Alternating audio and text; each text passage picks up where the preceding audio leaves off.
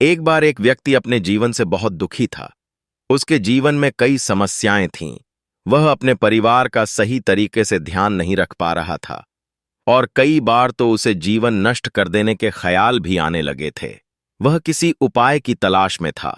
इसी चिंता के साथ वह एक महात्मा के पास पहुंचा और उनसे कहा, मुझे जीवन में बहुत परेशानियों का सामना करना पड़ रहा है।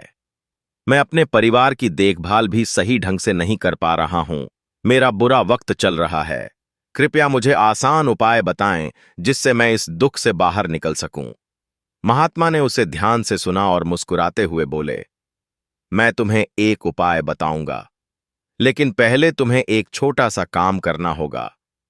पहाड़ी के पास एक मंदिर है और उसके पास चींटियों का एक घर है। तुम्हें अगले 7 दिनों तक वहां जाना है और बिना किसी चींटी को मारे उनका घर हर दिन तोड़ देना है। वह व्यक्ति यह सुनकर चौंक गया और सोचने लगा कि यह किस तरह का काम है, लेकिन उसने महात्मा की बात मानी और अगले दिन पर गया। वहां पहुंचकर उसने देखा कि चींटियां अपने घर में भोजन इकट्ठा कर रही थीं। उसका मन कमजोर हो गया, लेकिन महात्मा की बात को याद कर उसने उन चींटियों का घर तोड़ दिया। चींटियां इधर उधर भागने लगीं और वह दुखी मन से घर लौट आया। अगले दिन वह फिर से पहाड़ी पर गया और देखा कि चींटियों ने फिर से अपना घर बना लिया था। उसे यह देखकर आश्चर्य हुआ कि इतनी मेहनत के बावजूद उन्होंने फिर से घर बनाया है। उसने फिर से वह घर तो तोड़ दिया। वह लगातार यह करता रहा, लेकिन चींटियां हर बार नया घर बनाती रहीं। तीसरे दिन उसने देखा कि चींटियों ने कुछ दूरी पर नया घर बना लिया था।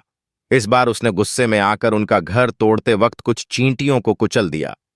जब उसने यह देखा तो उसका दिल भारी हो गया। वह समझ नहीं पाया कि महात्मा उससे ऐसा क्यों करवा रहे हैं। उस रात उसे अपने के पर पछतावा हुआ और अगले दिन वह चींटियों के लिए आटा लेकर आया और उन्हें खिलाया।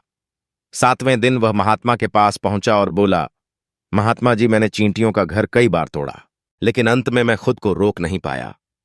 मैंने उनके प्रति दया महसूस की और उन्हें नुकसान पहुंचाना बंद कर दिया। अब मुझे कोई रास्ता नहीं दिख रहा है जिससे मैं अपने बुरे समय से बाहर आ सकूं। महात्मा ने मुस्कुराते हुए कहा, बेटा, मैं तुम्हें छींटों का घर तोड़ने के लिए नहीं भेजा था।